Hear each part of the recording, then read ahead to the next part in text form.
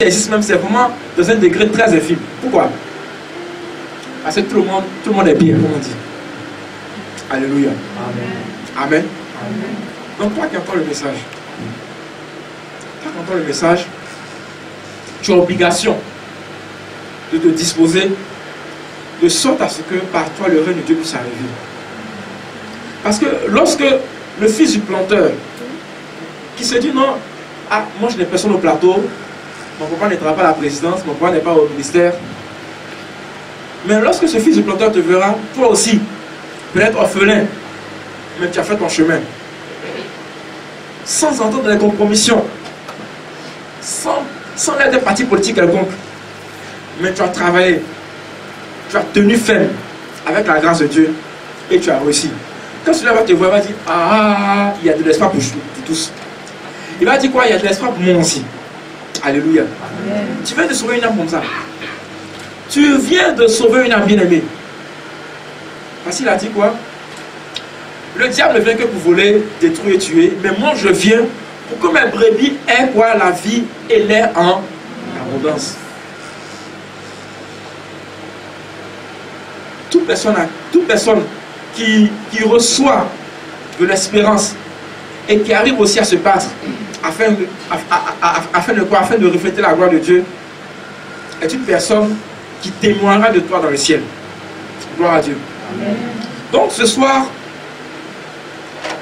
nous allons parler de quoi? De la préparation pour la mission. La préparation pour la mission. Donc je disais quoi? Tu dois refléter la gloire de Dieu. Quand on prend Deutéronome 28, la Bible va dire quoi? Que le Seigneur, ton Dieu, te donne la supériorité sur toutes les nations de la terre. Tu seras toujours devant et jamais derrière. Tu seras toujours en haut et jamais en bas. Tu seras toujours le premier et jamais le dernier. Amen. Amen.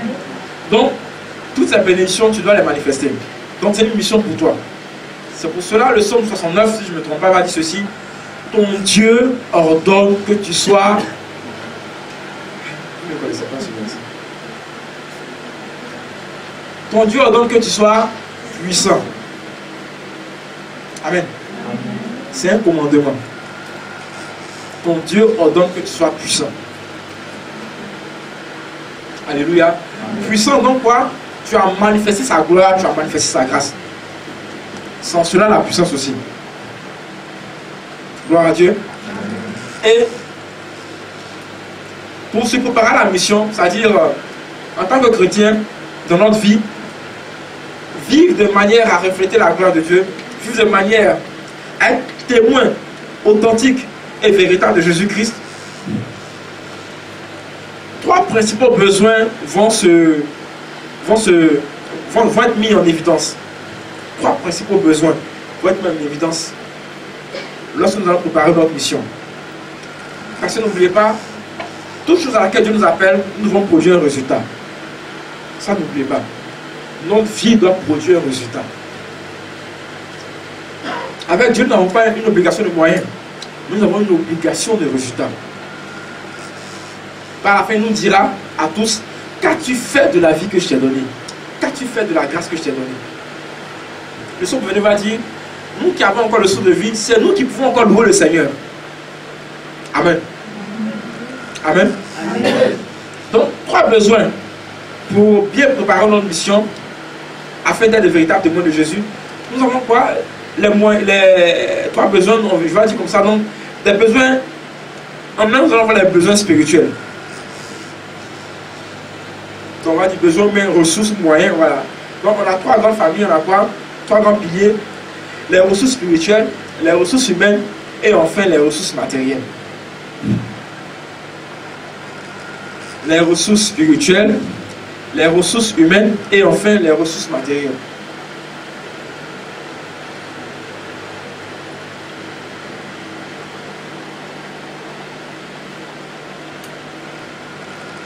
Mais on entend, on dit souvent que l'argent fait tout, mais ça dépend du contexte. Alléluia. Voilà.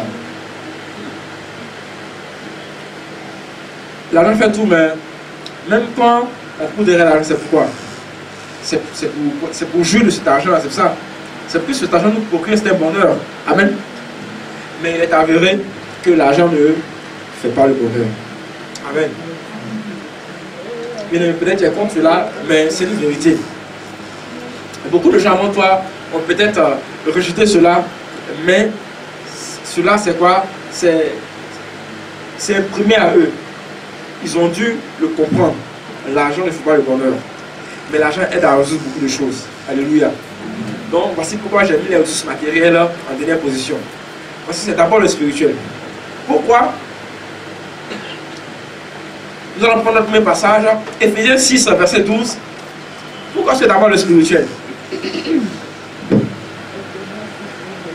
Parce que même si tu dois être un homme d'affaires chrétien, entreprenant, c'est vrai, tu auras à manager des contrats, des business, tout ça. Mais d'abord, qu'est-ce qui te soutient?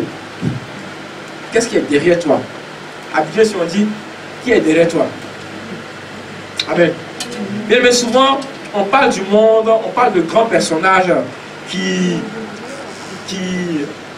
ont réussi, on va dire financièrement, mais c'est comme ça, voilà. Parce que la réussite financière n'est pas forcément la réussite dans tous les domaines. Donc, si c'est financièrement, mais en parlant de ces personnes-là, on ne parle pas de ce qu'il y a derrière. Et aussi des grands noms qui sont, et on les prend comme des modèles. Mais parmi tout cela, il y a les francs-maçons. Parmi tout cela, il y a des personnes qui ont le grand marabout derrière eux. Alléluia. Amen. Il faut le dire. Non, ne sois pas naïfs, bien aimés. Ne sois pas naïfs. Ça ne tombe pas. C'est-à-dire, ça ne vient pas comme ça. Il y a toujours une raison à quelque chose. Les scientifiques indiquent que quoi? On dit qu'à l'effet de causalité. Toute chose est causée par quelque chose. C'est le principe immuable de la science. Amen. Amen. Amen. Éphésiens 6, verset 12, vas-y. Ce n'est pas à l'homme que nous sommes confrontés. Ce n'est pas à l'homme que nous sommes confrontés. Mais aux autorités. Au pouvoir. Aux dominateurs de ce monde de ténèbres. Une autre version.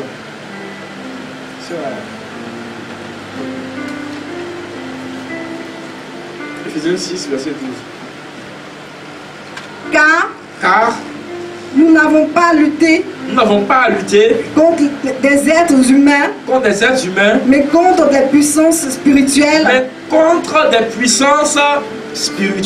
Alléluia. 2 Corinthiens 10, verset 3 à 4. Nous n'avons pas à lutter contre des êtres humains, mais contre des puissances spirituelles. On écoute ce deuxième verset et je vais faire la liaison. Tout homme que nous sommes, oui, nous ne combattons pas de façon purement humaine. Nous ne combattons pas de façon purement humaine. Non. Non. Les armes de notre combat, ne sont pas d'origine humaine. Mais la puissance vient de Dieu. Mais c'est une puissance qui vient de Dieu. Merci beaucoup. Alléluia. Mais pourquoi en tant qu'homme, on dit que ce à quoi nous sommes confrontés n'est pas du domaine de l'humain, mais du domaine du spirituel. Alléluia. Amen. Et souvent, on a l'impression que non, il faut juste aller à la banque, avoir un prêt ou bien avoir un tonton, négocier tonton, comment 500 000 faire commerce. Et puis on prend 500 000, bah, on verse dans le commerce. Alléluia. Amen. Bien aimé, il ne s'agit pas juste d'avoir de l'argent et puis commencer à faire quelque chose. Non. Nous sommes confrontés quoi à des puissances spirituelles. Ça veut dire quoi? L'homme est dans un monde spirituel. Il est certes sur la terre, mais l'environnement dans lequel il est un environnement spirituel, dominé par des puissances invisibles. Amen. Bien aimé, laisse-moi vous dire,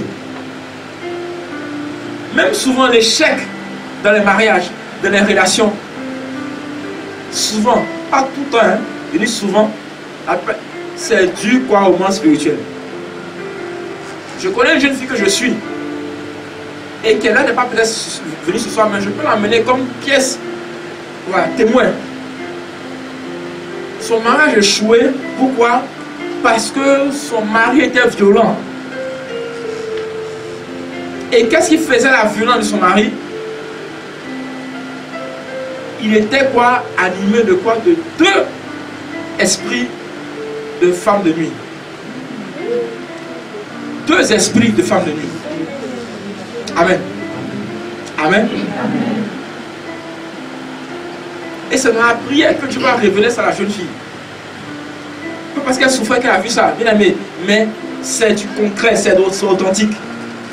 Parce que depuis, ils ont fait, et puis regardez, ils ont fait 2 ans même de chasteté. Parce que le jeune était dans une communauté. Amen. Il était dans la communauté. Avant, ils se rencontraient dans les charamas, dans les cours comme ça. Tout allait bien. C'était la joie, le bonheur de bientôt se retrouver ensemble dans la même maison. Bien aimé, après le mariage, quand l'alliance était mise, qu'ils sont rentrés à la maison, elle m'a même témoigné en disant que c'est pas même. Depuis qu'ils sont rentrés ensemble dans la même maison, ils ont mis les affaires dans la même chambre. Pour un rien, ils vont se disputer. Même pour manger, une petite incompréhension, même pourquoi tu as passé l'assiette comme ça, ça devait enjeu de palabres. Elle me dit, je te dis, bien, homme de Dieu, pour un rien, on se disputait. Amen. Amen. Et le dispute en dispute, le monsieur va commencer à lui porter main. Et quand il porte main, c'est pas juste un petit gifle français, hein. Pas, et excuse-moi, je t'ai giflé, non. Il la bat correctement. Il l'a battu une fois. Elle dit, hey, mais qu'est-ce qui se passe? Et bizarrement, dès qu'il finit de la battre, c'est comme s'il était allumé des mauvais esprits qui la battaient. Dès qu'il finit de la battre, qu'il voit qu'elle est couchée, maintenant elle pleure, un coup, c'est comme s'il a changé d'esprit, puis il devient doux comme un agneau. Il dit, hey, mais qu'est-ce que j'ai fait? Oh, et puis il commence à se lamenter, demander pardon. Amen. Lui, il ne savait pas ce qu'il en était. Une deuxième fois encore, il va se mettre en colère. Il va la battre jusqu'à lui casser une côte.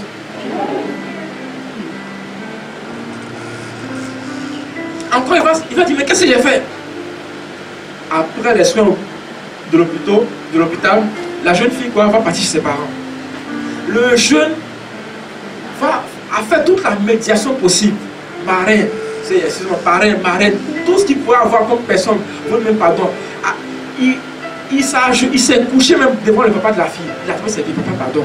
C'est pas moi. Je ne sais pas ce que je faisais. Le vieux me dit comme ça, ah ma fille, mais est-ce que ton mari est en train de faire? Est-ce que je peux dire qu'il ne va pas là-bas? Elle dit, papa, il y a quelque chose qui ne va pas dans sa vie. Amen. Amen. Mais, vu comment il s'est humilié, son papa lui a demandé pardon, il faut ouvrir ton foyer. Sinon, c'est moi-même, elle dit, c'est moi-même qui suis méchant. Elle est dans son foyer, elle a commencé à prier. Elle priait, voir, en songeant, son mari arrêté, et 2 dames bien noires, bien musclées, qui sont une à gauche, une à droite. Quand elle se réveille, elle dit à son mari, voici ce qu'elle a vu. Il dit, c'est quoi ça là? Elle dit, mais c'est pas ça qu'on appelle mari de femme de nuit là. Et puis s'assoit, réfléchit, il dit, bon, c'est que je me rappelle qu'il y a 4 ans de cela, ma bergère m'avait dit que j'ai femme de nuit. Mais elle m'a donné des prières pour faire. Elle m'a pas fait de délivrance, mais elle m'a donné des prières pour faire. Elle dit, c'est que la délivrance n'a pas bien été faite. Va faire délivrance. Il dit, non, il faut laisser délivrance là. Que moi je suis bien, ça va. Elle a insisté. Le gars a refusé. Et un jour encore, une petite dispute. Ils ont commencé à élever la voix. Le monsieur s'est mis en colère. Mais cette fois-ci, elle dit qu'elle a été vigilante. C'est un mec qui me raconte son histoire. Elle dit au moins se disputait. Et au moment où elle a senti le visage de son mari a changé comme ça. Il a fait comme ça. Elle dit net qu'elle a vu ça.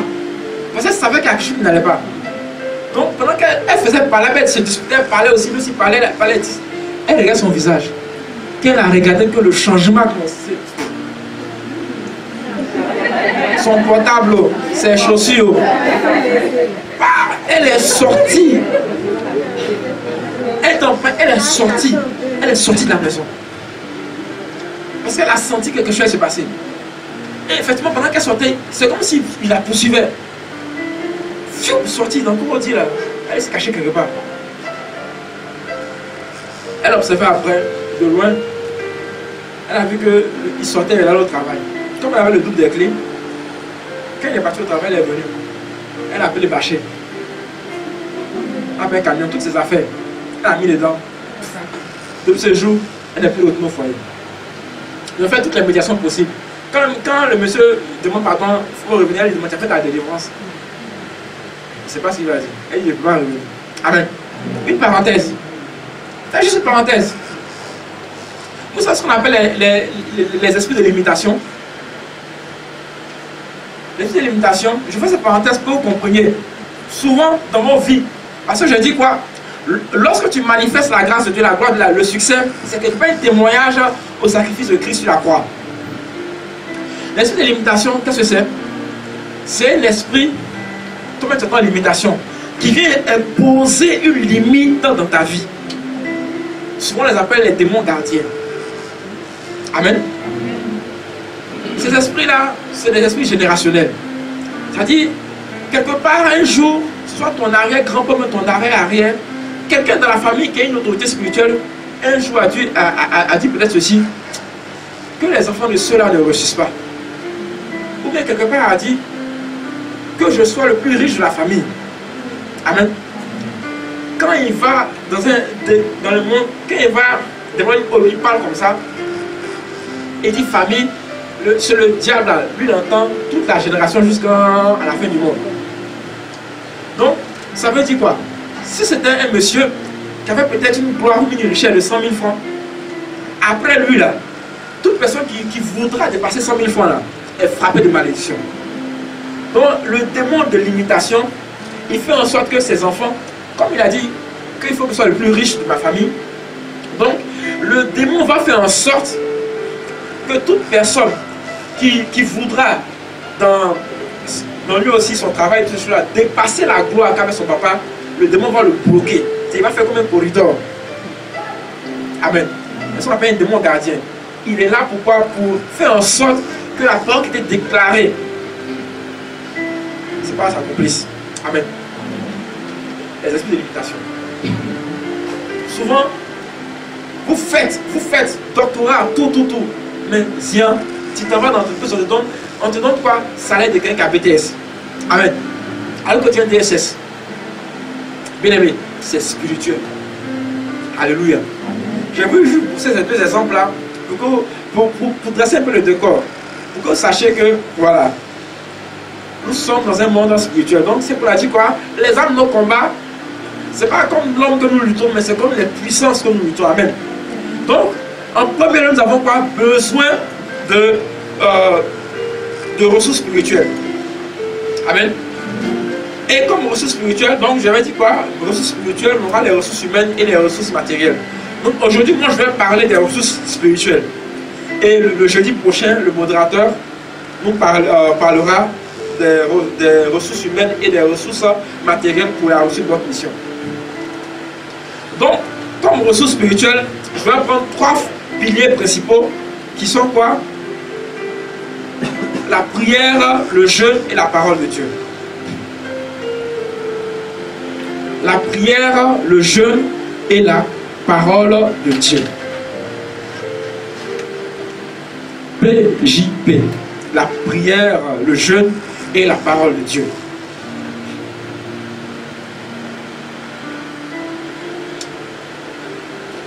La Bible va dire dans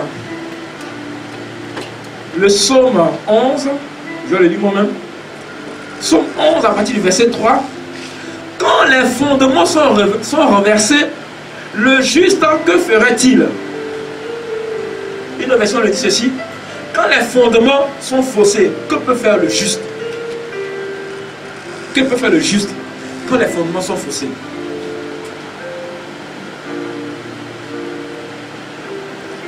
Donc, si tu n'as pas la base, le fondement spirituel, tout ce que tu feras ne peut pas réellement avoir de bonnes assises. Parce que l'important, ce n'est pas de produire du fruit, mais Jésus a dit quoi? Que votre fruit demeure. C'est très important. Ce qui fait la spécificité d'Abraham, c'est que quoi? La bénédiction ne s'arrête pas seulement à sa propre vie. Dieu a dit quoi? Je te donne une grande postérité. La grande bénédiction qu'il a eue, c'est tout ce qui est venu après, jusqu'à ce qu'on ait les 12 tribus d'Israël. C'est ça en vérité qui était vraiment la grande bénédiction d'Abraham. Donc la bénédiction de la vie de quelqu'un, ce n'est pas seulement ce qu'il a pu produire, mais c'est ce qu'il laisse après lui. Que ton fruit demeure. Amen. Donc, le premier pilier, c'est quoi? La prière. Bien aimé, ce qu'on peut retenir de la prière, c'est que quoi? La prière nous connecte à la présence de Dieu. Puisque nous évoluons du domaine spirituel, donc nous devons avoir avec nous la puissance la plus élevée dans le spirituel. Et cette puissance-là, c'est qui? C'est Dieu. C'est pour ça que Saint Jean a dit quoi? Que celui qui est en nous, c'est-à-dire le Saint-Esprit, est plus fort que l'esprit du monde, c'est-à-dire celui qui se trouve au dehors. Et Saint Paul va dire dans l'Hébreu que nous avons reçu l'esprit supérieur. L'esprit que nous avons reçu est l'esprit supérieur. C'est pour ça, dans Daniel 10, dans Daniel chapitre 6, il est écrit: faites-nous venir Daniel qui a en lui l'esprit supérieur, l'esprit des dieux, l'esprit supérieur. Amen. Donc tout le monde est dans le spirituel, sorciers, francs-maçons, tout le monde est dans le spirituel. Mais tout ce qui fait faire la différence, c'est que l'esprit qui est en nous, c'est l'esprit de Dieu, l'esprit supérieur. Les autres, ils sont animés de l'esprit démoniaque. Amen. Mais puisque la lumière aura toujours la victoire sur les ténèbres, alors nécessairement, forcément, il y a déjà quoi? Il y a déjà la supériorité que nous avons. Alléluia. C'est pourquoi, en tant que chrétien, il faut avoir la conscience de la supériorité. Il faut avoir la conscience de la supériorité sur tous les autres. Si tu viens dans ton bureau, mais quelque part, et tu vas se reposer un gris-gris, physique qu'on se met devant ta maison, il faut rire. Alléluia. Il faut sourire. Tu évoques le sang de Jésus, et puis tu prends, tu vas, tu jettes la poubelle, tu brûles, tu fais ce que tu veux. Amen. Mais quand tu sais que ton fils, tu as la supériorité sur quelque chose, tu es tranquille. Tu es tranquille, tu as le sourire aux lèvres. Amen. Donc, quand nous prions, nous nous connectons à ce flot de puissance. Quand nous prions, nous nous connectons à cet esprit supérieur. Et cet esprit supérieur va dégager sa puissance sur nous. Il va quoi? C'est comme de l'habit qu'on met dans l'eau qui déteint. L'esprit se va déteindre sur nous. Alléluia. Amen. Ainsi nous serons revêtus de quelque chose de supérieur. Amen. Donc, c'est pour ça que la prière est nécessaire. La prière nous introduit le monde spirituel. Et la prière fait quoi? La prière fait changer les choses. La prière fait changer les choses. La prière fait fléchir, fait courber souvent la destination de certaines issues. Sodome et Gomorrhe allaient être détruits. Tous les hommes et les habitants allaient être détruits. Mais Abraham intercédait. Qu'est-ce qui s'est passé? Il a sauvé Lot et toute sa famille. Amen. Amen. Et il était confronté au Dieu Baal et à tous les prophètes. Il a prié, qu'est-ce qui s'est passé? Le feu est descendu et la victoire. Amen. Sarah, la femme de la maman de Samuel, était confrontée à la stérilité, qui était pour elle comme un obstacle. Elle a crié, elle a pleuré, elle a gémi, elle a tenu dans la prière. Le Seigneur l'a exaucé. Alléluia. Amen. Elle a enfanté Samuel. Et qu'elle a fait don de Samuel le Seigneur. La Bible dit encore que l'Éternel va lui donner encore 3 enfants plus tard. Gloire à Dieu. Donc voici que la prière nous aide quoi à rentrer dans le flot de succès afin quoi de réussir notre mission. Et même, nous allons maintenant prendre l'exemple sur Jésus. Bien aimé, Jésus est certes le Fils de Dieu, mais la Bible dit quoi? Il est un vrai homme et vrai Dieu. Amen. Donc quand on parle souvent de Jésus, ce n'est pas une exception à la règle. La Bible dit quoi? Dans Philippiens chapitre 2, quoi donc Philippiens chapitre 2? Si tu ne trouves pas, je te le rapide avant toi. Philippiens chapitre 2. Philippiens chapitre 2. S'il y a donc de l'encouragement en Christ, à partir du verset 5. Que votre attitude soit identique à celle de Jésus-Christ. Non, verset 7, verset 7. Mais il s'est dépouillé lui-même en prenant une condition de serviteur, en devenant semblable aux êtres humains. C'est-à-dire, Jésus est semblable à nous. Il a eu faim comme nous, il a eu soif. Amen. Il a eu faim, il a eu soif.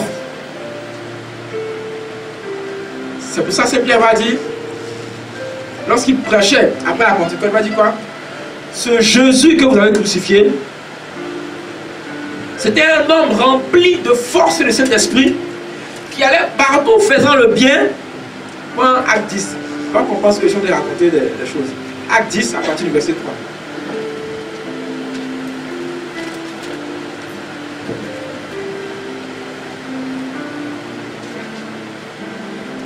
Un jour, vers 3 heures de l'après-midi. Non. Attends-moi. Trois fois.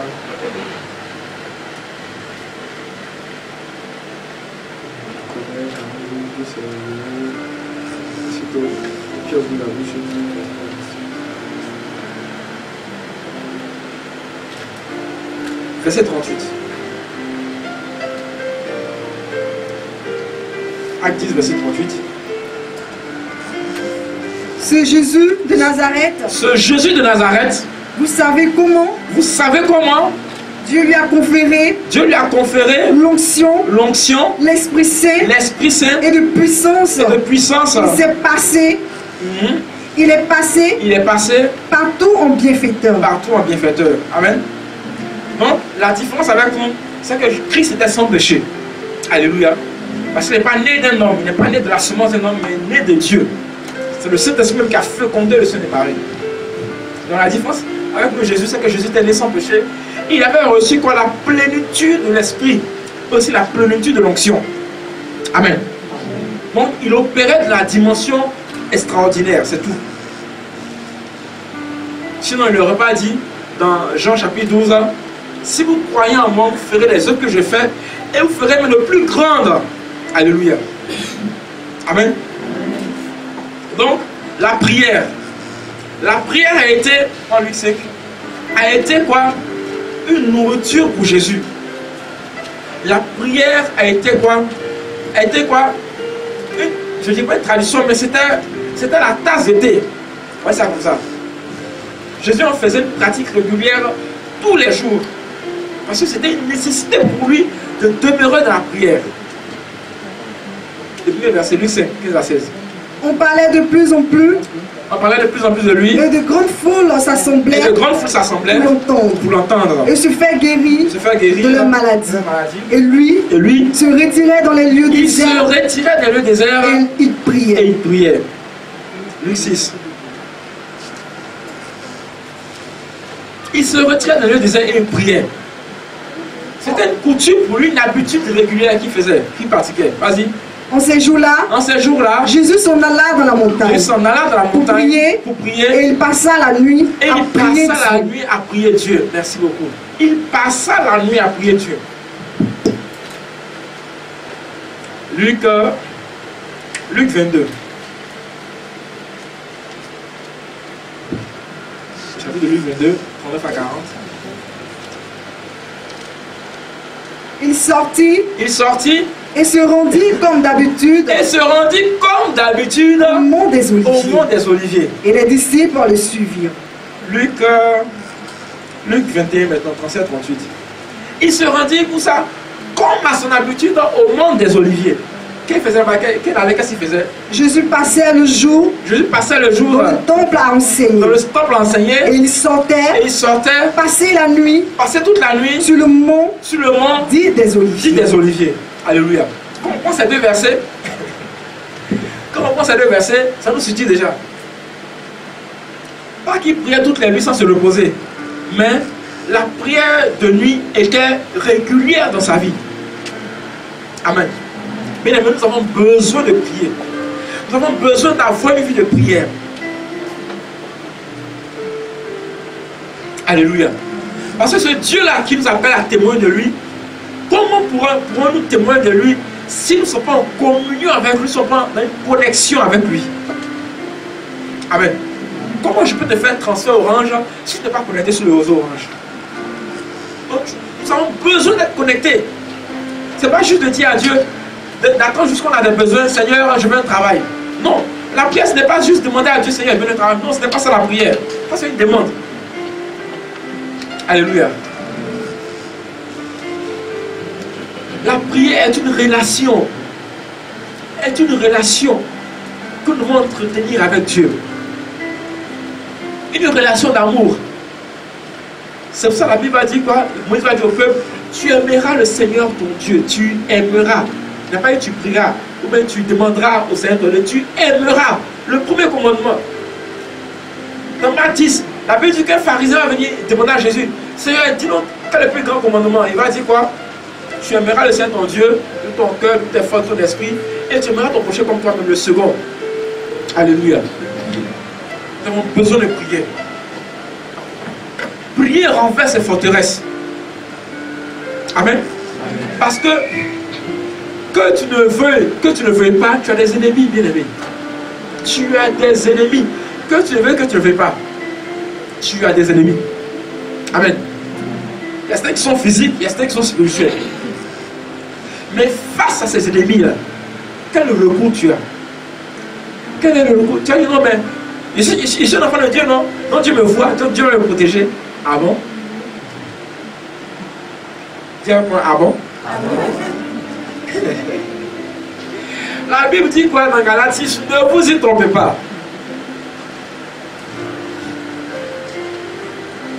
Ne vous y trompez pas. Dieu nous a appelé quoi? À vivre avec lui. Il nous a appelé quoi? À être en relation, à être en communion avec lui.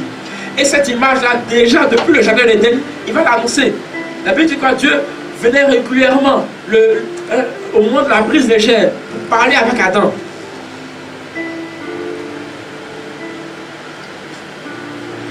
Quand Adam a péché, qu'est-ce que Dieu va faire?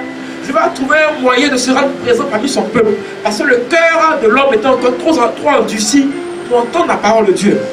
Donc Dieu, au travers de l'âge de l'alliance, va se rendre présent. La Bible dit que quoi?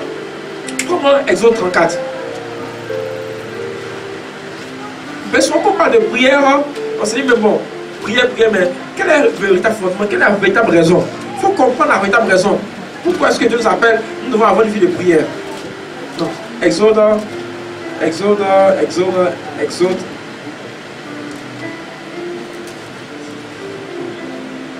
40, excusez-moi. À partir du verset 36.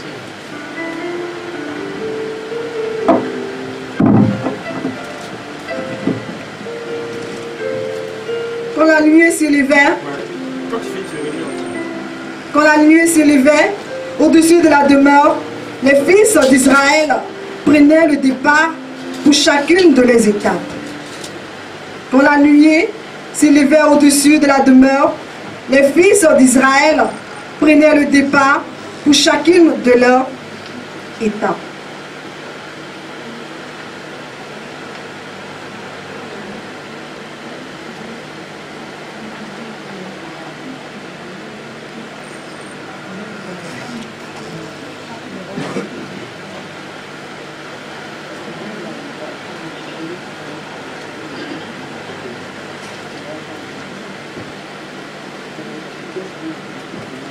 Quand la nuée s'élevait au-dessus de la demeure, les fils d'Israël prenaient le départ pour chacune de leurs étapes. Mais si la nuée ne s'élevait pas, ils ne partaient pas avant le jour où elle se levait de nouveau. Qu'est-ce que cela veut dire? Dieu s'est rendu présent parmi son peuple. Parce que dans le monde même que Dieu lui-même a créé là, c'est un monde dangereux. Amen. Bien aimé. Toi tu penses que tu vis à Abidjan. Tu ne vis pas à Abidjan. Amen. Tu vis dans un monde dangereux, agressif. Tu vis dans un monde où beaucoup de choses se rencontrent. Il y a des interactions partout. Et si tu t'amuses, tu risques de prendre une balle perdue. Alléluia. Amen. Pourquoi Dieu envoie le peuple dans le désert et Dieu même se rend présent par la nuée? La Bible dit quoi? Lorsque la nuée s'élevait, le peuple pliait ses bagages et suivait la nuée. C'est-à-dire, ils avançaient. La nuée, on dit la nuée les dévançait dans toute leur marche. Quand la nuée s'arrête quelque part, eux aussi s'arrêtent. Ils déplient les bagages, ils font les tentes. On dit, même si la nuée faisait un jour, le peuple dort un jour. Si la nuée fait 3 mois, le peuple dort 3 mois dans le même endroit. Pourquoi? Pourquoi s'ils n'allaient pas, la nuée allait à droite et ils allaient à gauche? Pourquoi ils ont fusil la nuée?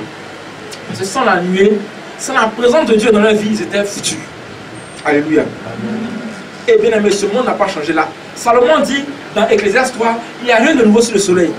La même dangerosité que le monde avait avant, aujourd'hui encore c'est encore plus pire. C'est encore plus pire parce que l'Antichrist est présent parmi nous. Amen. Il ne se voile plus. Jusqu'on a fait sa promotion. Le mariage pour tous.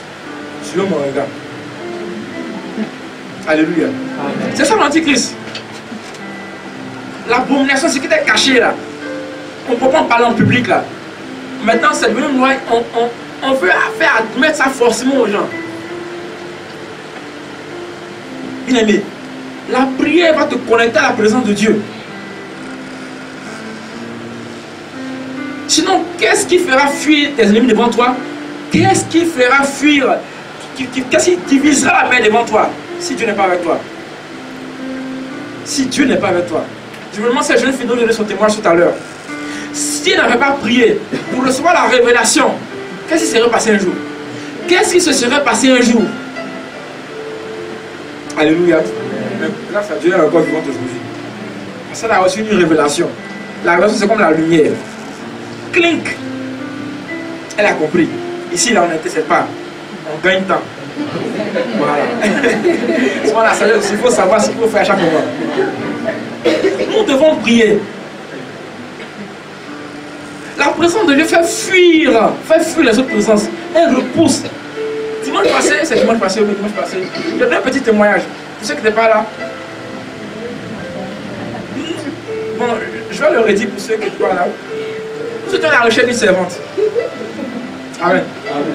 Voilà. Par la grâce de Dieu, un bébé est venu. Nous étions à la recherche d'une servante pour nous aider un peu. Alléluia. On a cherché jusqu'à... On a trouvé une, elle est venue. Elle a dormi une seule nuit. Le lendemain, c'est réveillé, elle dit ça va, elle ne peut pas rester. Elle dit, oh, il y a quoi?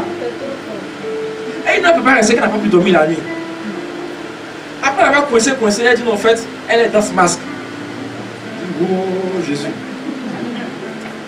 Bien aimé, le jour où elle est venue là, je n'ai pas fait veille de prière, je n'ai pas prié en langue, je n'ai pas enlevé le sang. J'ai dormi normalement même, normalement, comme je dors normalement, alléluia. Même plus que j'ai une vie régulière de prière, il y a que je veux, que je ne veux pas, la présence de Dieu est dans ma maison. Ici, mais il y a des gens qui sont là-bas. Amen. Qu'est-ce qu'elle n'a pas voulu dire peut-être, mais peut-être qu'elle a voulu faire quelque chose, mais elle n'a pas pu faire. Pendant que son heure de sortir de son corps était venue, mais bien aimé, on lui a demandé, tu es sorcière, tu n'es pas sorcière. Moi, je danse masque. Amen. Mais laissez-moi vous dire, moi, je suis à Djoukro. Chez moi, la sorcellerie, c'est vis-à-vis. Chez moi, on a fait des yams, on pique couteau. Regarde mon couteau comme ça, pique. Souvent, il bouffe comme ça. Il monte ses intestins, puis il remet dedans. Après, il court, ça en bouche là-bas. Quand il revient, c'est comme s'il n'a même pas piqué. Il est clean. Comme ça, démonstration de force. Mais ce qu'on fait beaucoup chez nous là-bas, là, chez nous, là, les gars, ils aiment prendre œuf. Il va prendre une feuille, il va manger, il va faire comme. C'est ça, moi. Il prend œuf, il dit, wow, Jésus.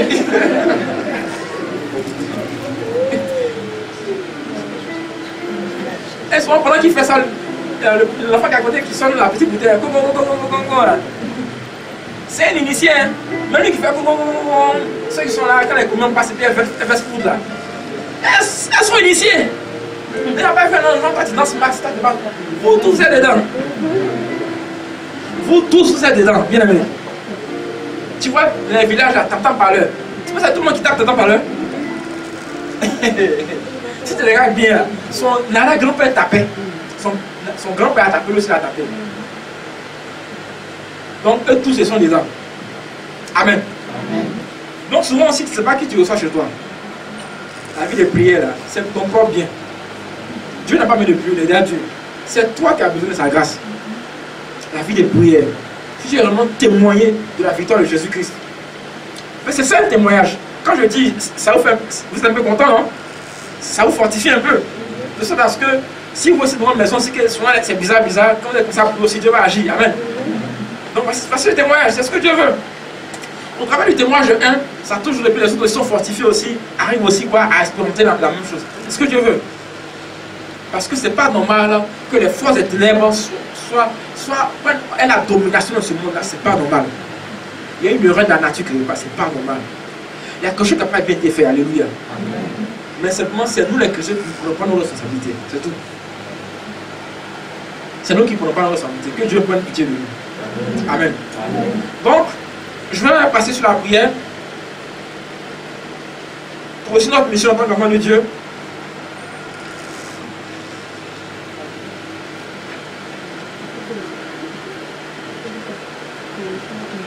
Le deuxième point, j'ai parlé du jeûne. J'ai parlé du jeûne. Bien aimé, je veux attirer notre attention. Sans toutefois dénigrer quelqu'un ou dénigrer une corporation précise. Mais je sais que souvent, quand la plupart entendent parler du jeûne, j'ai l'impression que les gens dénigrent le jeûne. Et quand on parle du jeûne là, on ne montre que les mauvais côtés, ou bien souvent quand c'est mal fait. Alléluia. Excusez-moi de dire, je ne veux pas indiquer que, mais c'est ce que j'ai remarqué. Et hier, nous étions à une rencontre, j'ai voulu en parler, mais Dieu n'a pas permis que j'en parle. Je me suis tué. Mais moi, à vous, je peux vous parler.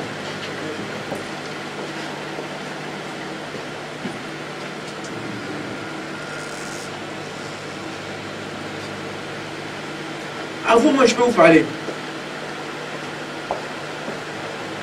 Pourquoi est-ce que, quand on arrive dans le temps des carême, qui est le seul temps où le chrétien catholique sait qu'on peut, il doit gêner un peu là. Pourquoi seulement on lui dit, non, mais tu jeûnes et puis tu es méchant, tu jeûnes et puis tu insultes ta camarade. Donc pourquoi jeûner? Amen. Bon, c'est vrai, tout le monde a des défauts. Alléluia. Mais est-ce pour cela que la pratique, cette pratique spirituelle est une mauvaise pratique? Amen. Bien aimé, laissez-moi vous dire, si en tant que chrétien, vous n'appliquez pas le jeûne à votre vie, là, on se parle face à face. Je suis votre frère, je veux votre bien. Amen. Si vous n'appliquez pas le jeûne à votre vie, vous allez sentir quelque chose. Alléluia. Amen. Oui, bien aimé, vous allez sentir quelque chose. Le temps de vous rendre compte là, il y a quelque chose qui est passé.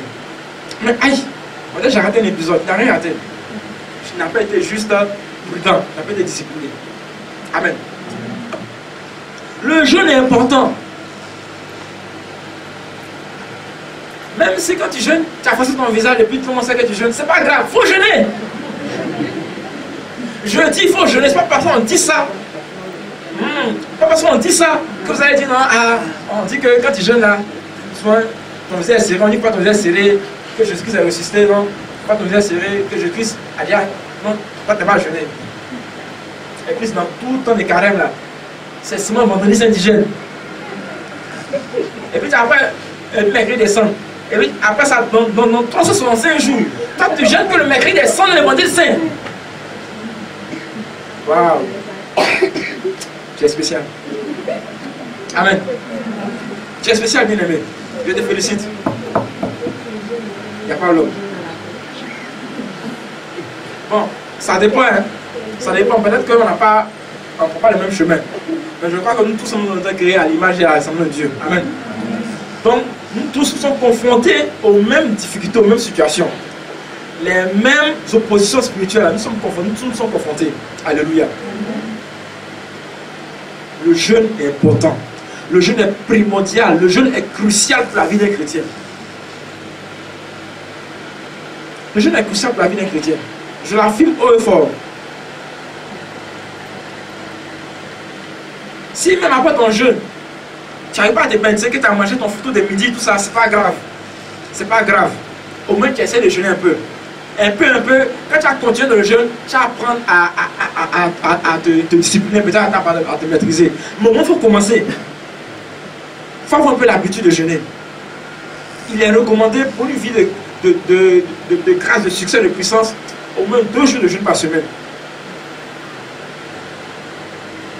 Au moins 2 jours de jeûne par semaine. Je vais vous lire un extrait d'un livre que je vais partager avec vous. Parce que je crois que c'est l'expérience profonde de quelqu'un qui a expérimenté Dieu. Donc je crois que c'est... Voilà.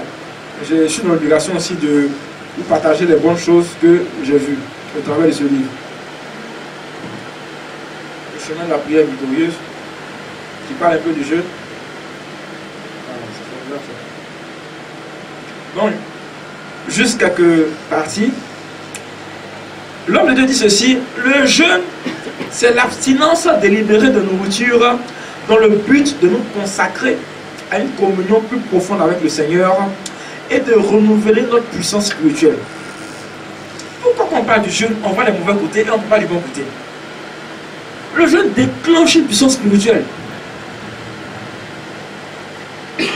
Le jeûne déclenche, c'est-à-dire le jeûne qui est accompagné de la prière et de la parole de Dieu. Waouh, tu es terrible.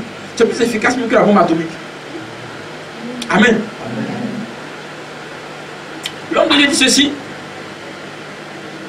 si la prière est le rail sur lequel se déplace la locomotive de Dieu, alors le jeûne est l'huile de graissage qui facilite le déplacement à grande vitesse du train sur les rails. Amen. Amen. Voilà.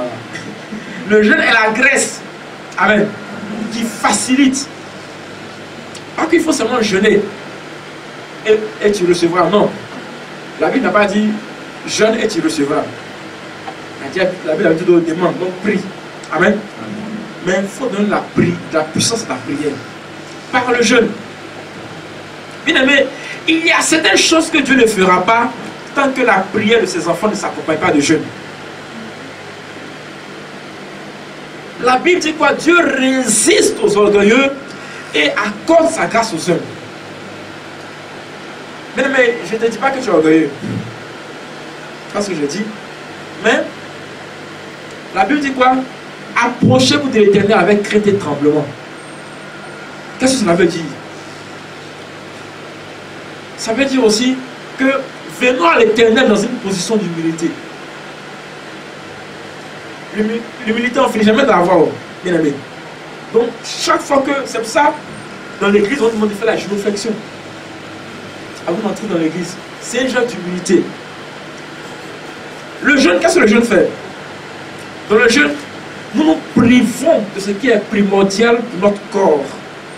Alléluia. Dans le but, c'est quoi? D'être rempli d'autres choses de Dieu. Donc, nous nous privons de ce qui est nécessaire afin de faire plaisir à Dieu, afin que Dieu lui remplisse de nous. Parce que dans le spirituel, n'oubliez pas les choses spirituelles, on ne m'aime pas comme ça, non. Avant que la chose ne rentre là, ce qui est dedans, il faut que ça sorte. Si Dieu ne nous vide pas, il ne peut pas nous remplir. Jésus va dire quoi? On ne met pas du vin nouveau dans les vieilles outres. Si Dieu ne nous vide pas de nous-mêmes, il ne peut pas nous remplir de lui-même. Seigneur Matthieu va dire quoi? Que je diminue et que lui grandisse. Amen. Il dit quoi? Il faut que lui diminue, que Christ grandisse là. Mais pourquoi il ne dit pas non? Bon, il peut grandir seul. Mais pourquoi il faut que lui d'abord lui diminue? Il diminue et que Christ grandisse. Dans la spiritualité, c'est comme ça. Il n'y a pas de temps mort, il n'y a pas de phase de zone tampon. Amen. Amen. Mes excuses pour tous ceux à qui zone tampon rappellent des souvenirs, c'est assez triste. Mais voilà. Amen. Je prêchais, je passais. Alléluia.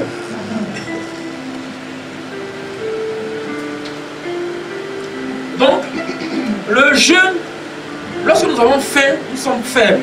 Alléluia. Donc, quelque part, nous inclinons notre corps, nous courbons notre corps. Donc, nous sommes dans un quoi? C'est le brisement. Voilà, le jeûne, quoi? Nous amène au brisement. Nous brisons. Donc, cela, c'est quoi? Ça reflète de quoi? Casser l'orgueil en nous. Quelque part, Lorsque tu jeûnes avec de bonnes comment dirais-je, de bonnes intentions, ça t'incline. Ça t'incline de sorte à ce que ça t'humilie. Tu t'humilies toi-même pour que Dieu puisse te relever et te remplir. Même Jésus-Christ n'a pas enfreint la règle. Philippiens 2, verset 6 à 11, il s'est humilié lui-même. Il n'a pas dit que Dieu l'humilie. Il s'est lui-même humilié en devenant obéissant jusqu'à la mort sur une croix. Merci. Alléluia. Bien, tu te donnes. Je ne dis pas que le jeûne, c'est la prière magique, c'est la baguette magique, non. Mais ça aide. C'est un peu comme, voilà. Ça aide quoi, vous comprenez, non? On dit l'huile de graissage. Je prends l'exemple du péché. S'il y a un péché qui te fatigue, tu n'arrives pas à laisser, le jeûne peut t'aider. Le jeûne peut t'aider. Mais le jeûne seul ne réussit pas l'affaire. Il faut que d'abord toi, tu aies pris la décision volontaire et responsable de fuir ce péché-là. Amen. Mais quand tu prends la décision responsable de fuir ce péché, ça ne suffit pas encore. Puisque c'est quelque chose que tu pratiquais, donc ton corps s'est habitué. Tu as éduqué ton corps à quelque chose. Donc, quand tu dis tu arrêtes, il faut faire une nouvelle éducation. Amen. C'est pour ça, quand nos frères veulent quitter la drogue, on dit quoi? Ils sont des rééducations. Avec des intoxications, on les rééduque. Donc, quand tu as habitué au péché et que tu dis que maintenant tu as accepté Jésus, ne t'arrête pas juste accepter Jésus. Il faut te rééduquer. C'est pour ça que le Saint-Esprit vient en nous. Donc, quand tu rééduques, c'est quoi maintenant? Tu dois maintenant quoi? Faire autre chose pour remplacer. Parce que ne reste pas comme ça. Parce que la nature aura du vide. Donc, avec le jeûne, tu vas au désert. Le jeûne, quelque part, nous amène au désert. Là où il n'y a rien. Il n'y a pas de femme là-bas, il n'y a pas de boisson, il n'y a pas de bière, il n'y a rien. Amen. Amen. Amen. Donc, on se prépare de ce qui est nécessaire. Quelque part aussi, toute tentation, même, toute soif de ce péché qu'on veut laisser, qui veut revenir là, est un peu comme étouffée. Voilà, le jeune dit, hé, rentre là-bas, tais-toi. Amen. C'est pourquoi il dit quoi? Mortifier. Colossiens chapitre 3.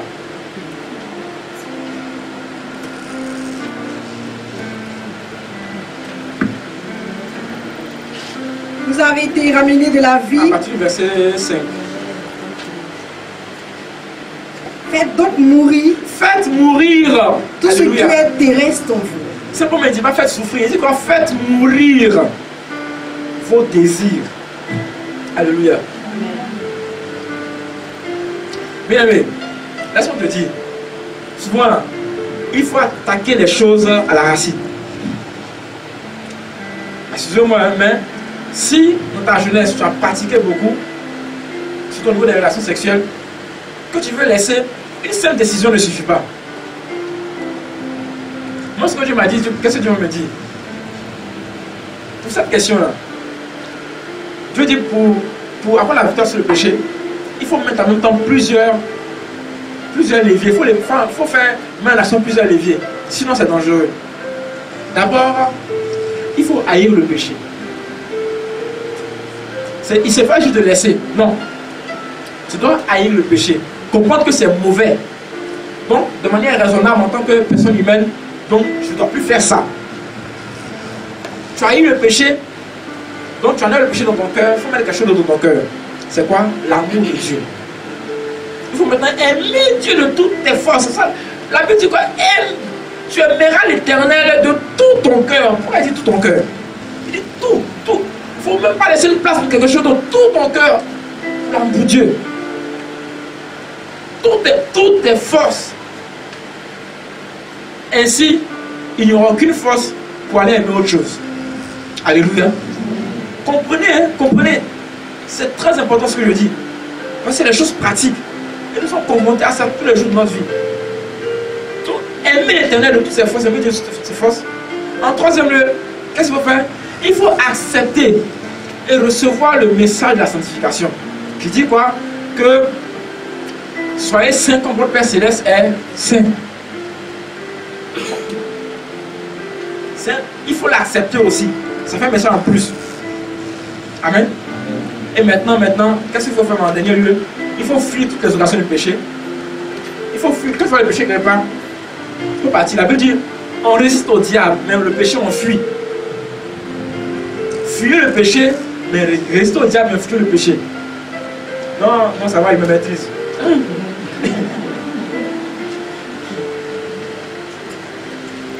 Un homme de Dieu a dit quoi? Que à la guerre, là, pendant la guerre, là, c'est les forts qui meurent. Ce sont les faibles, là. Et après, ils sont en vie. Ils retournent voir leur famille. C'est l'image un peu de quelqu'un qui veut lutter dans le péché. C'est-à-dire, les faibles, il sait qu'il ne peut pas lutter, mais en même temps, il s'en va. Non, il s'en va. Mais le fort, il dit, non, moi je tiens. Hey. Là, après, on ne sait pas où il est parti. On ne sait pas ce que c'est devenu.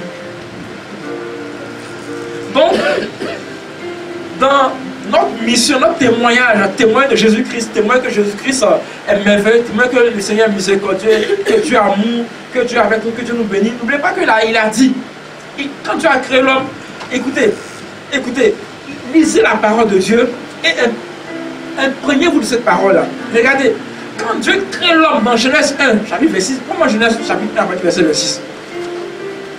Parce que ce que Dieu dit, regardons le contexte et sans me dévaluer maintenant l'importance et la priorité de ce que Dieu a dit là dans la situation dans laquelle nous vivons. Genèse chapitre 1, verset 26. Vas-y rapidement.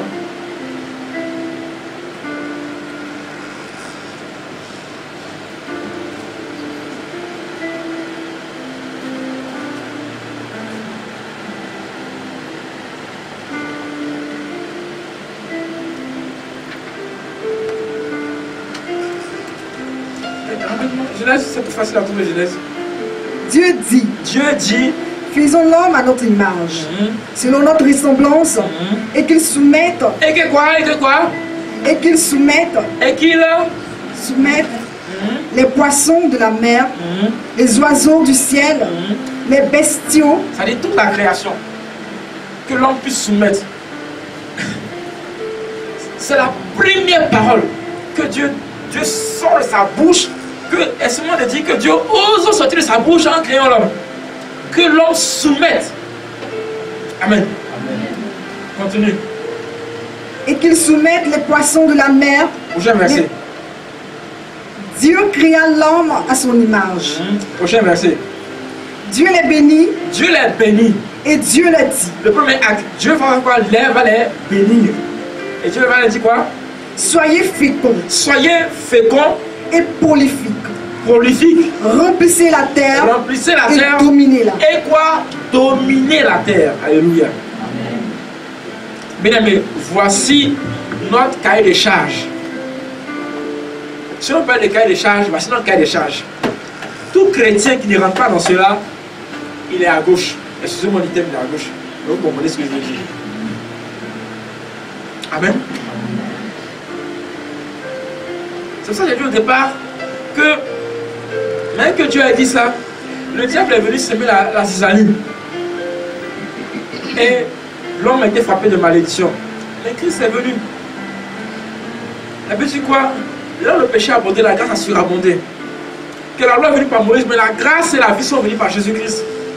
Que Dieu a envoyé son Fils unique dans le monde entier afin que quiconque croit en lui ne périsse pas, mais ait la vie éternelle. Qu'il ait la vie en abondance. Et bien avec toutes ces choses-là, tu vas rester là comme ça. Amen. Bien aimé, je ne dis pas que forcément tous les chrétiens vont être des millionnaires. C'est pas ce que je dis. C'est pas ce que je dis. Amen. Parce que on peut même être heureux avec l'essentiel. Alléluia. Alléluia. Je prends un exemple. Quelqu'un qui a 100 000 francs par mois. Ou bien qui a 45 000 francs par mois. Bon. C'est si là pleurant. Bon. dans la sagesse, il ne pourra pas une maison que son salaire peut payer. Amen. S'il a une maison de 10 000, il peut même de 5 000. Il faut qu'il mange. Il pourra manger ce que son salaire peut lui permettre de manger. Et bien, c'est un repas par jour, il le fera. Amen.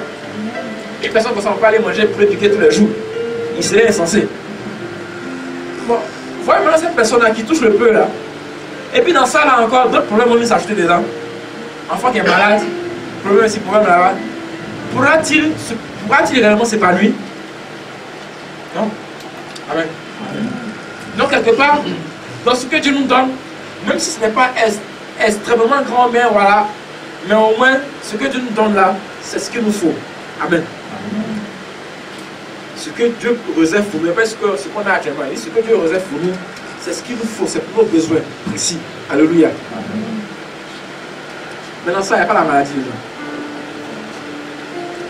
Il n'y a pas la maladie et les médicaments et les opérations, la point fini. C'est ça l'origine. Quand on remonte bien, on se rend compte que la maladie est née de la malédiction. Alléluia. Amen.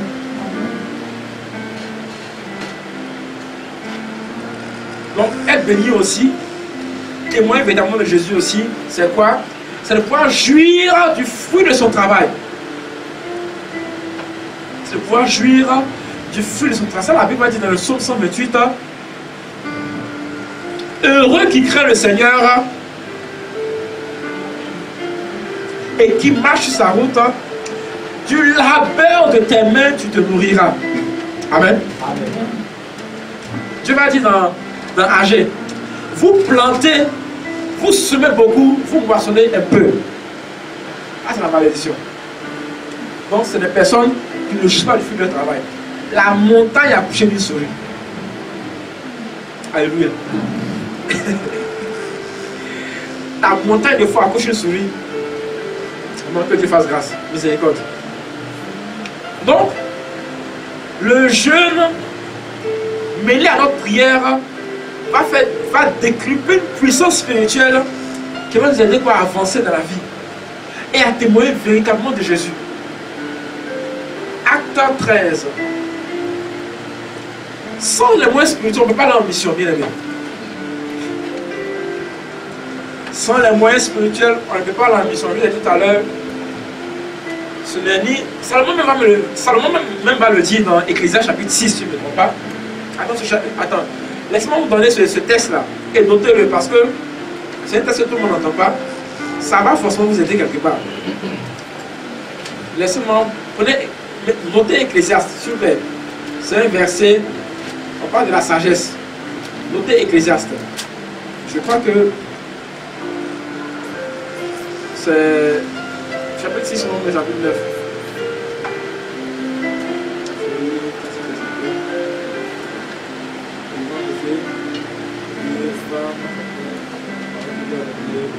Ok. Ecclésiaste chapitre 9, à partir du verset 11. Écoutez bien ceci. Salomon dit quoi? J'ai vu encore sous le soleil que la course n'appartient pas au plus rapide, ni la victoire au combat n'appartient pas au plus fort. Amen. Amen. Amen. Ça, il faut le comprendre. La course, la victoire de la course n'appartient pas forcément au plus rapide. Peut-être dans le jeu olympique, c'est le premier qui peut gagner. Amen. Mais dans le spirituel, ce n'est pas le plus rapide qui gagne la course. Peut-être que Mohamed Ali a eu des victoires, mais le spirituel, ce n'est pas le plus fort qui gagne tous les combats. Regardez même David et Goliath. Regardez même David et Goliath. Amen. Il n'y a pas de différence. David avait 14 ans, 15 ans. Goliath était un homme affermi. 3,33 m. David faisait à peu près 1,50 m. Est-ce qu'il y a un combat ici là? Il n'y a pas de combat.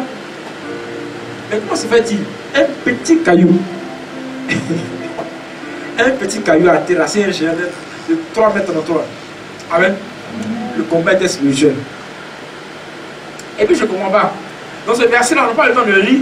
Mais la Bible dit que lorsque Goliath a avancé avec David, Goliath a commencé à maudire David avec ses dieux. qui est grand comme ça, Goliath, est capable de faire des incantations pour ne pas faire le petit David. Amen. Mais lui-même, malgré toute sa force, il savait que le combat était spirituel. Mais malheureusement, il est tombé sur caillou. Parce que David dit quoi? Tu viens contre moi avec la lance de javelot, mais moi je vais avec le nom de l'Éternel. Car c'est à l'Éternel qui appartient les victoires. Amen. Car la bataille appartient à l'Éternel. Goliath a invoqué le mauvais Dieu. David a invoqué le Dieu qui donne la victoire. El Shaddai. Amen. Et David a eu la victoire sur Goliath. Alléluia. Donc le jeûne. Je vais terminer maintenant avec la parole de Dieu. Psaume 1, versets 1 à 3.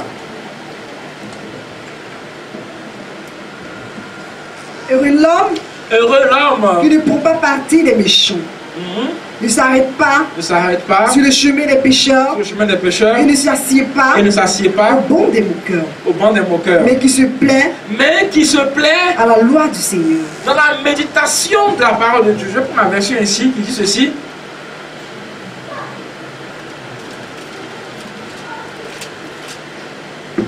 On dit quoi? Mais qui trouve son plaisir dans la loi de l'Éternel et qui la médite jour et nuit. Heureux est cet homme-là. Verset 3. Il est comme un arbre. Planté, c'est-à-dire établi, enraciné près d'un ruisseau. Il donne du fruit en son temps. Et son feuillage ne fleurit pas. Reste toujours vert. Ça, c'est le signe de la prospérité. Alléluia. Josué 1, versets 8 à 9. Ce livre de la loi ne s'éloignera pas de ta bouche. Tu le murmureras jour et nuit afin de veiller à agir selon tout ce qui s'y trouve. Car alors tu rendras tes voies prospères. Alors tu réussiras. Tu réussiras dans toutes tes entreprises. Alléluia. La parole de Dieu. Parce que ce Dieu de qui tu dois témoigner, comment savoir de manière précise ce qu'il te demande d'accomplir si tu ne vas pas entendre sa parole, si tu ne consultes pas sa parole au travers de la Bible? Comment le savoir? Je dis toujours, vous savez, la prière que Dieu exauce, c'est la prière qui est basée sur sa parole. Dieu n'exauce pas les pleurs des chars, excusez-moi. Amen. Sans, en toute modestie, voilà. On a pleuré un jour. Mais, je prends l'exemple d'une dame qui cherche un enfant. Si toute sa vie, sa prière, Seigneur, je veux un enfant. Seigneur, je veux un enfant. Seigneur, je veux un enfant. Alléluia. Certainement, l'enfant ne viendra jamais. Alléluia. Mais si elle s'appuie sur la parole, qui dit dans 1 Samuel, chapitre 2, à partir du verset 5 et suivant, la stérile enfant 7 fois. La stérile enfant 7 fois, l'Éternel. Tu as dit ceci. Que la stérile enfant 7 fois, l'Éternel. Tu as dit que la stérile enfant 7 fois. Isaïe 54. Crie de joie, toi qu'on appelle stérile, qui n'a pas enfanté. Car voici désormais les enfants de la stérile sont plus nombreux que les enfants de la femme mariée. Alléluia. Une femme qui ne fait pas d'enfant, voici les paroles de sa prière. Voici ce qu'elle va dire tous les jours de sa prière. Parce que la Bible a dit quoi? Renouvelez ma mémoire, rappelez-moi ce que j'ai dit vous concernant. Sans cela que l'Éternel va dire, ah, donc c'est ce que je t'ai dit. Ah, ok, d'accord. Donc tu as raison. Comme tu sais que je t'ai dit, alors je vais accomplir ce que j'ai dit. Alléluia. Amen. Parce que même dans cette parole, il y a la puissance. Pendant que tu la déclares, la Bible dit quoi dans Jean 5? Celui qui écoute ma parole, il est semblable à quelqu'un qui est quitté, qui est passé de la mort à la vie. Pendant que cette femme qu'on dit stérile, on a proclamé la stérile enfant cette fois, la mort, la sécheresse, le désir qui est dans son ventre, automatiquement reprend vie. Car la Bible dit que moi, l'Éternel, je ferai couler des fleuves d'eau vive dans le désert. dans le désert. Alléluia. Amen. Voici comment est-ce qu'avec la parole de Dieu, on peut avoir du succès. Voici comment avec la parole de Dieu, on peut réussir, on peut avoir un vrai témoignage. En tant qu'enfant de Dieu, en tant que chrétien. Je ne parle pas parce que nous sommes chrétiens. Si nous ne sommes pas chrétiens, je me tais. Mais c'est parce que nous sommes chrétiens. Qu'il y a quelqu'un qui est mort à la croix. La Bible dit que nous avons été rachetés à grand prix. Nous avons été rachetés à grand prix. Bien aimé. Dieu, pour notre libération, pour notre épanouissement, pour notre bonheur, a sacrifié qui? Son fils. N'a pas sacrifié un ange. Alors qu'avant, avec Moïse, on sacrifiait des bœufs, on sacrifiait des vaches, on prenait le sang des vaches et on répondait sur le peuple. On prenait le sang de bouc, de taureau, de vache et on consumait une vache. Prends-moi Hébreux chapitre 9. Quand tu connais la parole, tu fais Hébreux chapitre 9 à partir du verset 11, s'il te plaît. Écoutez, même des anciens rituels avaient de la puissance. Ma fille, depuis là, Hébreu, avant Jacques, c'est juste avant Jacques. Hein? Juste après Timothée, tu trouves Hébreu. Hébreu chapitre 9, verset 11. Va rappeler parce que mon temps est. Voilà, je dis que j'allais prier. Mettre sa foi en Dieu. Hébreu chapitre 9. La première alliance. Hébreu chapitre 9, verset 11. Après, verset 11. Mais le Christ est venu comme grand prêtre des biens déjà présents. Il a pénétré. Il est rentré dans une tente plus importante. Dans un sanctuaire plus important. Et plus parfait. Qui n'est pas construit par les hommes. C'est-à-dire céleste. Vas-y rapidement. Autrement dit, il n'appartient pas à ce monde créé. Ok. Quand le Christ est rentré une fois pour toutes dans le lieu très saint. Il n'a pas offert du sang de bouc. Et de veau. Il a offert son propre sang. Et nous a ainsi délivrés définitivement de nos péchés. Le sang des boucs et des taureaux. Car si le sang des boucs, vas-y. Et les cendres de la vache brûlée que l'on répand sur les personnes impures. C'est-à-dire on prenait le sang de taureau et de bouc et qu'on mélangeait à de la cendre d'une vache qu'on a consumée, qu'on a brûlée. Par rapport au rite, les purifie de cette souillure. Non, on prenait ce sang et puis on aspergeait le peuple. Il y a un monde précis, on aspergeait le peuple. On les aspergeait. Vous êtes purifiés de vos péchés pendant 1 an. Vas-y. Les purifie de cette souillure extérieure. Si l'on est bien ainsi, combien plus efficace encore doit être le sang du Christ. Continue. Par l'Esprit éternel, qui animé de l'Esprit éternel, il s'est offert lui-même à Dieu comme sacrifice parfait. Son sang purifiera nos consciences, des consciences, des œuvres mortes. Alléluia. Pour que nous soyons puissants pour servir le Dieu. Pour servir le Dieu. Alléluia. Pour servir le Seigneur. Pour que nous soyons puissants pour servir l'Éternel, tu as besoin d'être puissant pour témoigner de Jésus. Amen. Amen. Et tu dis non, moi je suis chrétien. Non. Même quand tu es chrétien, le Seigneur le diable. Tu vas dire, ah bon, c'est toi qui suis Jésus-Christ. D'accord? Tu vas voir ce que je te fais. Amen.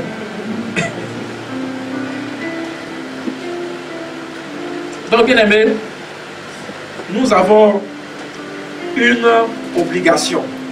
Je vais m'arrêter là. Continuer. Témoin de Jésus-Christ, c'est quoi? Annoncer que Dieu bénit, que Dieu délivre, que Dieu guérit, que Dieu pardonne, que Dieu est miséricorde. C'est annoncer aux hommes qui doivent laisser leur péché, laisser le diable et quoi? Suivre résolument Christ. C'est de dire aux hommes qui doivent vivre comme Dieu le demande. Parce que Dieu est saint. Et puisqu'il nous a créés comme lui, à son image, à sa ressemblance, En vivant dans le péché, nous faisons offense à Dieu. Alléluia. Nous ne respectons pas notre propre corps. C'est pourquoi on dit que celui qui pêche, pêche contre son propre corps. Parce qu'au commencement, il n'en était pas ainsi. On a été créé quoi? Pour des œuvres, c'est pourquoi on dit quoi? Des bonnes œuvres, des œuvres saintes que Dieu a préparées pour nous. Dieu veut que le monde te voie. Actuellement, bon, le monde est déjà formé, comme on dit. On n'a pas le choix. Mais dans ce brouillard-là, dans cette obscurité-là, Dieu continue toujours de nous dire, tu es la lumière du monde. Alléluia. Dieu continue toujours de nous dire, tu es la lumière du monde. Le sel de la terre. Amen.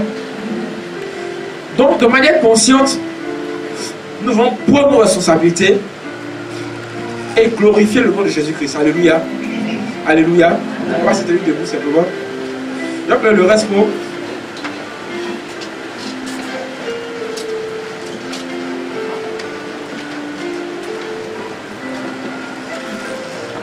Amen. Amen. Amen. Tu vas déjà élever la voix pour glorifier le nom de Dieu. Dis merci à Dieu pour ce message glorieux que tu viens d'entendre. Élève la voix, dis merci à ton Dieu. Merci Seigneur. C'est toi qui conduis tes enfants. Merci pour cette parole de grâce, Seigneur. Merci de nous permettre de comprendre que, Seigneur, nous avons à bâtir une mission, Seigneur. Et pour cette mission, Seigneur, nous avons besoin des ressources spirituelles. Nous avons besoin de marcher avec toi, Seigneur. Que la prière soit, Seigneur, notre partage. Comme tout instant, nous manifestons la volonté, Seigneur, de te rencontrer par la prière, Seigneur. Nous avons besoin, Seigneur, de t'offrir notre jeûne, Seigneur. De t'offrir, Seigneur, de nous priver, Seigneur, de toute nourriture, et de te rencontrer dans le jeûne, Seigneur. Seigneur, nous voulons te chercher. Que ta parole soit vive pour nous. Et que partout, en tout instant, nous puissions manifester la grâce. Merci, Seigneur. Merci, car c'est toi qui bénis. C'est toi qui bénis, c'est toi qui transformes. Merci, car ta grâce, Seigneur, nous conduit. Merci pour ces paroles, Seigneur. Merci de nous transformer. Merci de nous inonder. Merci encore, car c'est toi qui agis dans nos vies. Merci, merci, merci, merci, merci, merci, merci, merci, merci. Alors maintenant, je vais voir quelqu'un qui acclame le nom de Dieu pour cette parole.